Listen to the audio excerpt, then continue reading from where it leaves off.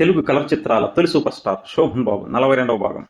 Colour చిత్ర చరిత్రలో కేవలం 8 నెలలలోనే వరుసగా విడుదలైన కలర్ టైటిల్ రోల్ చిత్రాలు కేవలం 30 కేంద్రాలలోనే 80 థియేటర్లలో డైరెక్ట్ రోల్ ఆడటం హీమ్యాన్ కు మాత్రమే తెలుగు చిత్రసీమలో సాధ్యపడిన విషయం. మే 75 బాబు, జేబు దొంగ, గుణవంతుడు, సోగ్గాడు, జనవరి 9 పిచ్చిమారాజు వరకు.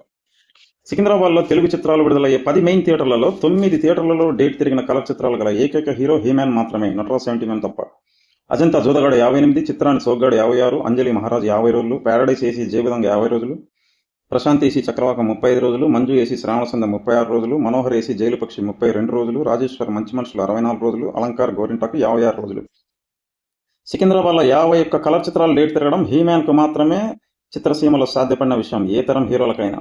కలర్ చిత్ర చరిత్రలో ఒకే సంవత్సరంలో 75 నెల్లూరు టైటిల్ రోల్ పై 3 చిత్రాలు కనీసం 70 రోజులు, 4 చిత్రాలు కనీసం 50 రోజులు ప్రదర్శింపబడి all time record. Soggadu Radha 119, Jebudonga Sriram AC 107 రోజులు, బాబు 70 రోజులు, గుణవంతుడు 50 రోజులు.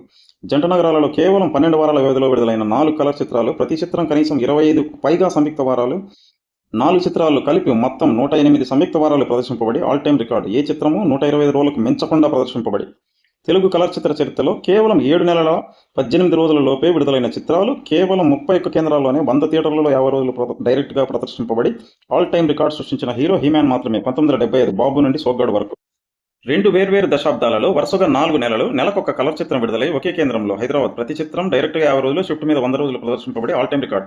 75 దశాబ్దంలో సోగ్గాడు డిసెంబర్ 1975, పిచ్చిమారాజ్ జనవరి 1976, ఇద్దరు ఫిబ్రవరి 1976, ప్రేమబంధం మార్చి 1976.